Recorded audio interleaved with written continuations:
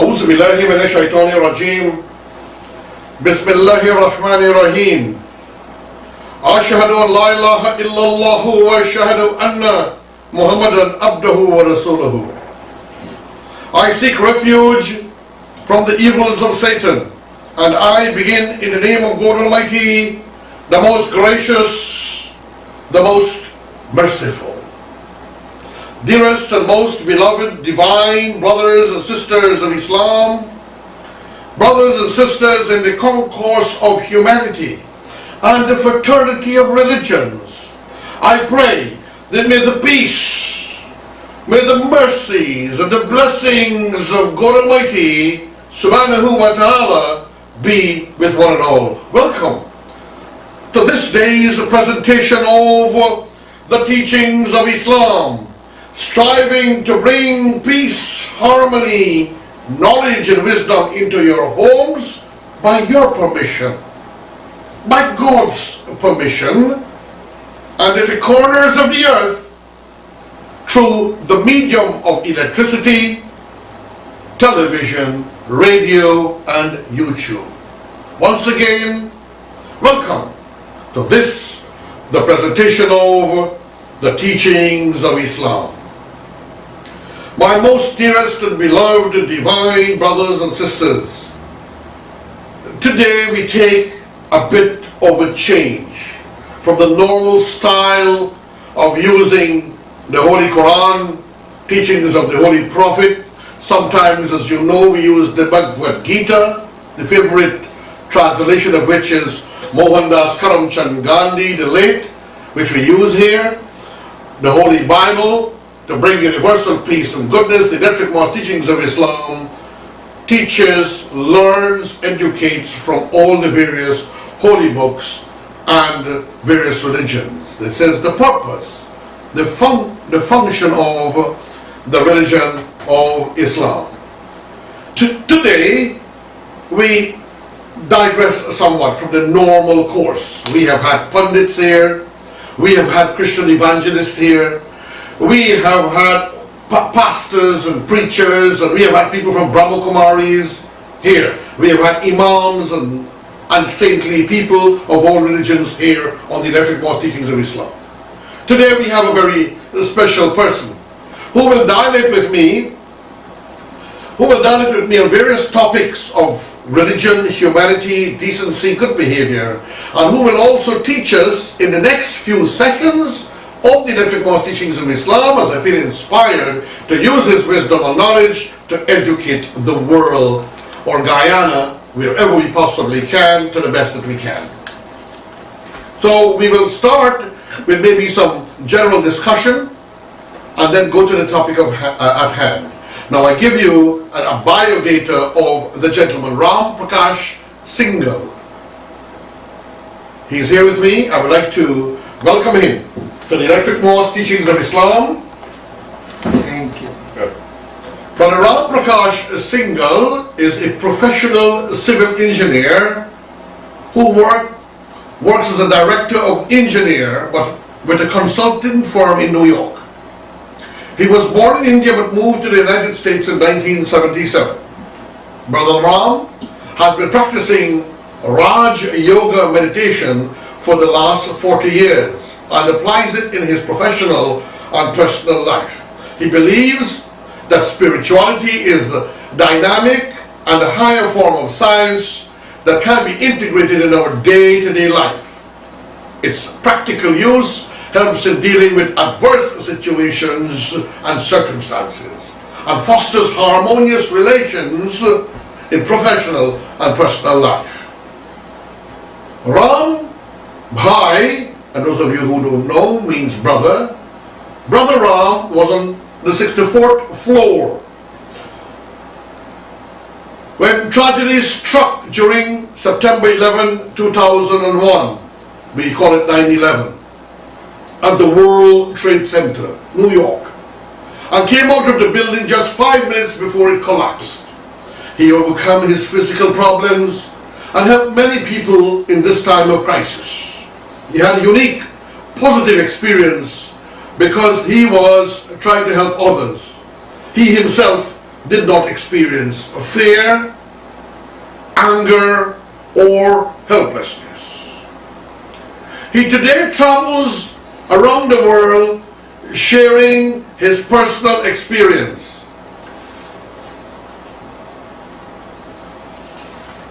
He shares his thoughts on how meditation, along with his thoughts, along with our positive attitude, faith in a higher being, and love for people and nature helps us in time of crisis like this. I'm having a slight problem here with the computer. Okay, sorry, we're not disturbing. God's work must go on. He has traveled to many places in the USA, South America, Caribbean, Russia, UK, and India, sharing his personal experience of 9/11. Brother Ram has also been working with youth groups for the last 20 years and has conducted workshops in various schools, colleges, and organizations. The youth relate to him very well and consider him as an excellent life coach. So he's also a life coach. Suggested topics: turning crisis into opportunities, turning stress into inner strength, power of elevated actions, creating atmosphere of happiness, exploring and emerging inner resources, the power of soft energy, dealing with all of a sudden situations. Basically, all of it here, as we could see, the universal laws of attraction, the power of positive thinking, and the goodness of the human heart and human love to adjust and adapt to situations. Brother Ram, on behalf of the Electric Mosque Teachings of Islam, it is my joy to welcome you here this morning. And for the next few weeks on our program, we hope to educate the world as to the knowledge that you have acquired, on the inspiration that you have had with your experience in 2011, and your general knowledge of an intellectual and a human being and a man of wisdom and great understanding. I would like to give you an opportunity to tell us how you feel about being in Guyana at this time, and why are you really here? Thank you for inviting me, first of all, Mr. Khan. I really am very, very happy to be in Guyana. About 11 years ago, I had come over here, and I am back over here again, and I have to tell, and I have to congratulate to all of you in Guyana that I saw such a big change what I saw 11 years ago. Lot of progress. I was just, when somebody was bringing me to the center, I came to Brahma Kumari center, and what I was seeing, I said, look so beautiful. Oh, the roads are so nice and clear and clean, and the greenery all around. And I said, so much progress which has been made. Somehow, I really had very, very good experience. And I have to tell, Mr. Khan, to you that about 37 years ago, 35 years ago, I met some people from Guyana in America, actually. Looking at them, I had the feeling that this is where, because I used to talk to them, I used to notice that they are Western culture, as well as they have not forgotten their roots. And it could be from Indian background, it could be from Chinese background, it could be from black background, it could be from Muslim background. I felt they were all as if there is no difference. Everybody is celebrating all the festivals of all the religions. Like there is hardly any difference. For what I noticed in Ghana was that everybody feel every other festival is their own festival. This is one of the greatness of being a Guyanese. And sometimes I find that the Guyanese people don't realize how fortunate we are because they take it for granted. That's it. In this country, we are a beautiful, I will call it a melting pot. Melting pot. Of civilizations, of humanity, of cultures, religions and traditions. This is what I find. See, that is what I really felt, that if you want to see a balanced life, if you want to see the balanced personalities, and I have to agree with you, sometimes we don't know how fortunate we are because it is part of our life. We just see it natural way, but an outsider, and I am from India, like for example, I am from India, my love for India increased when I met Guyanese people. Okay, that is amazing. Thank you. I feel Guyanese. Yeah. I feel very happy and very proud to hear that from a foreign national who come to Guyana and has seen the way we live. He's amazed.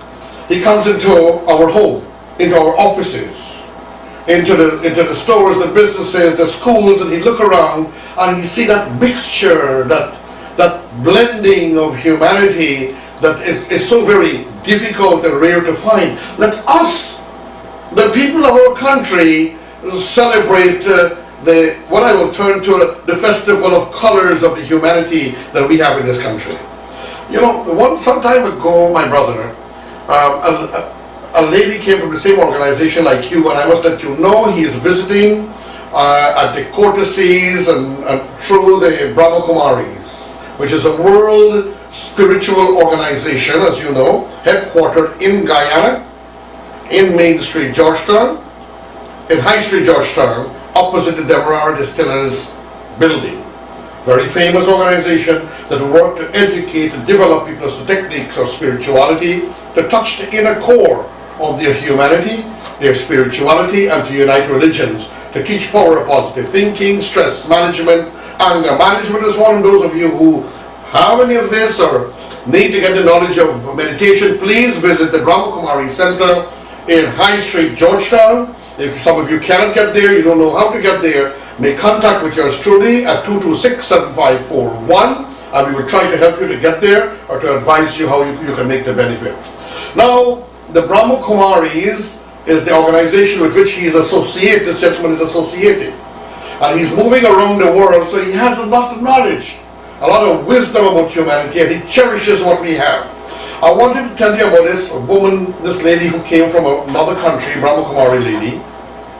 I can't remember her name, a beautiful sister.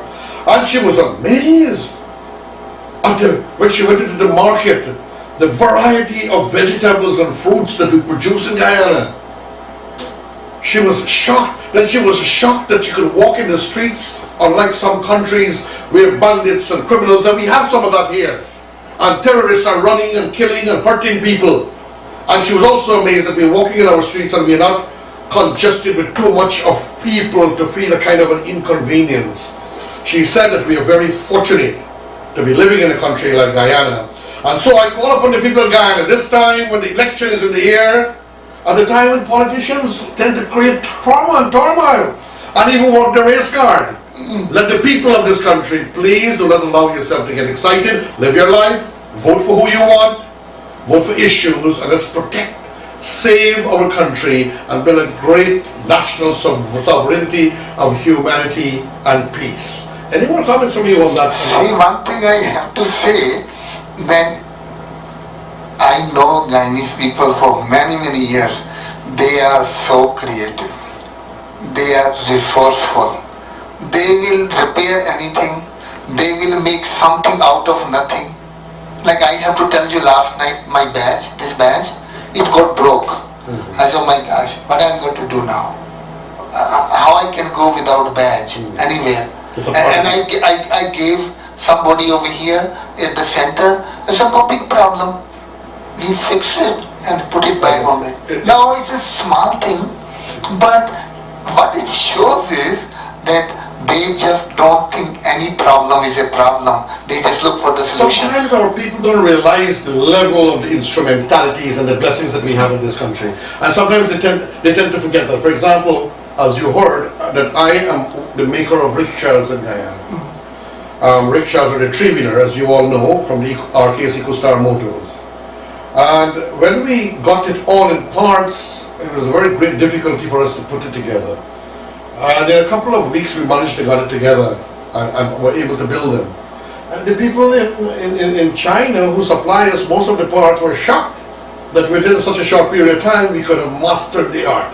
It takes them months to put together a new model. This is the power and the greatness of our people, the instrumentality, the blessings that we have. It's nice of you to hear that from you. Now, we have many things we want to talk on, my beloved and divine brothers and sisters of humanity, that we want to cover, most of it which is based on his knowledge and his wisdom. But I would like to ask him, as I am also a fellow of the Brahma Kumaris Spiritual University, and I'm a fellow of any University of Spirituality and Peace and Harmony, as I am of the Universal Peace Federation, founded by the Honorable Sun Myung Moon and his wife Pak Cha Moon. I'm of anything that is peace and goodwill and harmony. I'm a part of that, and that is why I'm a part of this beautiful organization that preaches only peace, goodwill, love, and harmony. How did you get into the Brahma Kumaris? What inspired you? I got into Brahma Kumaris when I was not even 22. I was just reaching 22 years. And I had just finished my engineering. I'm a civil engineer by profession. And I could have never imagined myself becoming a spiritual person, because in my college I did not have that inclination. But when I came in contact with Brahma Kumaris, what I felt, because it just happened that they stayed in our house for about 3-4 months, and I saw them closely. What I noticed from them was they belonged to the good families. They could live their nice life, but they chose this path. I used to see them that they will work hard whole day. They will have simple food. They will totally immersed in serving other people, and at night time so simple food, and they're so happy. And I said, something must be happening. Always smiling. Always smiling, and I said, how can, and you know when the smile is artificial, when it's natural. No matter how much the situation is bad and tense, they're smiling. They're smiling. I found it out. I found it. I'll talk to you as we go on. If I had met them only one time. So hopefully you all will learn about some of that from the See, even supposing you met 1 or 2 times, then you say, oh, they can make up, they can smile. But when you see them in and out, 3 months, 4 months, you know that is not artificial. That is not, they are not trying to force the smile on their faces, but it's part of their face. It's part of their inner, I think, and that is where I actually learned. When people say face is the index of mind, I really felt whatever is in your mind actually does project on your face, and it becomes so natural, because you can see the difference between natural smile versus forced smile. Because whatever you are inside, it shows that. In your eyes it shows, body language shows what is in. You're so right. Many times you see people give you a forced smile like a grin. Right? And then you know when the light comes from the blessing and from the light, when the smile comes from the light within, the Nur of God, Nur Allah. That's right. Nur. Yeah, you know that it's coming from within, from something divine. Now, I have also found it when I go into my meditation mode, and even when I'm not in a meditation mode, many times I'm smiling. So sometimes I say, why am I smiling? You know? Then I'm going to meditation, and in the process of meditating, I'm smiling. I think you tried to explain this to the other day when I heard you talk, and I'm smiling when I'm hearing you talk, because you're smiling all the time. I'm always happy. I'm always joyful. So I found that out. Once you have you've cleansed the heart, I think, and it's very scientific, the soul of burdens and mental pressure, you're kind of a liberated soul. And then you can afford to smile in meditation and out of meditation as a matter of living. See, actually then I started to say, you are not only meditating when you are sitting in meditation. You could be meditating whilst even talking to each other, whilst going in the train or driving or doing the dishes or sweeping the floor or doing big executive work. Anything you could be doing, but you could be in the state of smile because internally you are talking to the people, thinking that she is my brother, my sister. And the smile is very much magnetic. And then also it's contagious. Contagious and it's like a beautiful disease. And people even feel that they can do things with the business with you. Why I see when it becomes natural in part of your life, actually people can notice that you are a genuine person. That is true. That is such a beautiful You know why, statement. Mr. Khan, why I am seeing lots of times certain people you see, you don't want to deal with them. You know, sometimes you see some people say, you know what, I am praying every day. Hindus, Muslims, Christians, but you find them, I'm praying every day, I pray, 1,000 times this, that, per day, 2,000 times. But you can notice, and I'm not being critical, just being a positive observer, that there is annoyance in them, there is pain, there is vexatiousness, they don't smile, they quarrel all the time. I've seen this. So now in the Islamic case, first of all let me speak about my Hindu brothers. Sometimes some of them pray plenty, and they will tell another person, and even the Muslims, and even the Christians, you need to pray. You need to go to church, you need to pray. Go to church and pray. And the way they're doing it, they're humiliating the person and hurting that person's feelings, and you can see in their own face a lot of bitterness. Could happen to anyone of any religion. Sometimes you go to the mosque, you see people praying with vexatiousness, but they're fulfilling that timely prayer. Or a Hindu doing something in their temple, but when you see them coming out, they're coming out with they're fulfilling the regulation of the prayer, but something is wrong inside. You see some Christian evangelists preaching and teaching, and when they come out, they're picking fight with other people. My religion better than yours. Only this can save you, and so forth and so forth. I think we, as a people, we need to clear our hearts and our souls of this burden of pressure, and to respect other religions and other peoples. And if we believe that our religion or our teaching is the best, you don't propound it, you don't beat it into the hearts of humanity, of people. You live it. You live the goodness of your religion so that you can impress other people, you can inspire other people about your religion, and realize that your religion and your works and is a beautiful and a good thing, and we can create harmony through that. Any comments on that? No, I think I have to agree with you on all the points, and what I start to feel is that I don't think of what people are doing wrong. I start to see what can I do right. This way people are only seeing what is good rather than what is wrong.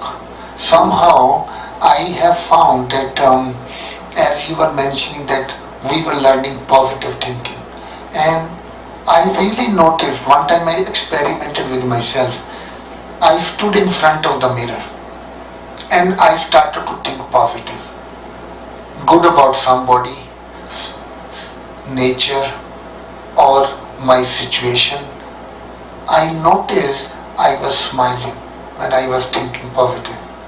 And other time I started to think bad about person or nature or my situation, circumstances. My face was withering. I said nothing has changed in me. My situation has not changed. The person I am thinking about is not even around me. How come it's affecting me? That is where I felt that before I even affect anybody, my thinking affects me personally. Mhm. And positive thinking is bringing joy in me, and anytime I am thinking negative about something, it is really disturbing me, it is damaging me, and it is hurting me. And that is where I said to myself, now be your own friend, smile, think positive, you take up a challenge. Under all circumstances, you can turn any negative situation into a positive. The religions, all the religions have taught that. To thy own self be true. Yeah. All the holy books. Yeah. The Bhagavad Gita, the Bible, to thy own self be true. Because if you cannot be true to yourself, And in some or another, I cannot speak of anything. There is a saying, you can teach or preach only what you are. Nothing more. that is correct. And that is where I have seen in my life that I will share my experiences of my life. I will experiment with myself. This particular situation, it is negative. How can I turn into positive? So we have for this program, which is introduction of a few more to come, so keep in tune, is about coming to an end. Can you quickly, in about 2 or 3 minutes, dilate on your experience in India when you were in school with that young man who had a mathematics problem? 3 minutes. I know that I had shared with somebody personal experience. See, like I did not have confidence in me. I did not feel good about myself. Like lack of self-respect. And then I read a small book called Self-Esteem. And what it shows that nobody is perfect. There are always some weaknesses in everyone, but we can always make up for it. To have self-respect, to feel good about yourself, you have to do something good somewhere. And I just used to read that thing. And one day I noticed, I was monitor of my class, and I saw one boy who was sad, quiet all the time. And I used to watch him, and then one day I asked him, why you're so sad, why you're so quiet? And he said, I am very poor and I don't know mathematics. I don't understand mathematics and I'm worried about myself. What will happen to me? And I could not bear to see his sadness. I said to him, after work, after school, I am going to come and to your house and I am going to teach you. And I started to go to his home and I started teaching him mathematics. I cannot forget the eyes of that mother even now, that how much she loved me. I could see the love in her eyes pouring out. She will cook sometime food for me.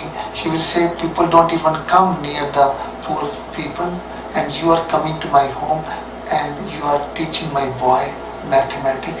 And it was such a joy coming from her. I experienced that result of teaching, satisfaction and happiness. But that was instant result.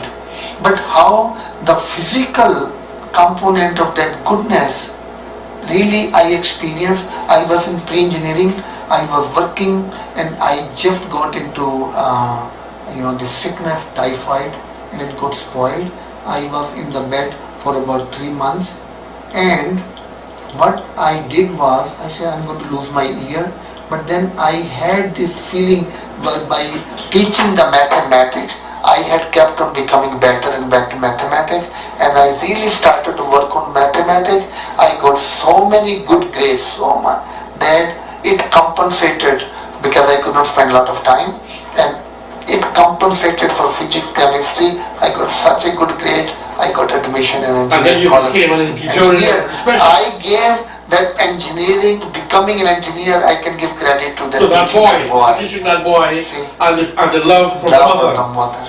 Love see, that is how begets love. Harmony begets harmony. Let us continue to spread the love and the harmony, and tune in next week at this time on the presentation of the teachings of Islam, striving to bring teachings and wisdom of Islam and religions, of the religions of peace and harmony into your home through the medium of electricity. The electric mosques teaching. Truly He is the one, He has no father or son. Truly He is the one.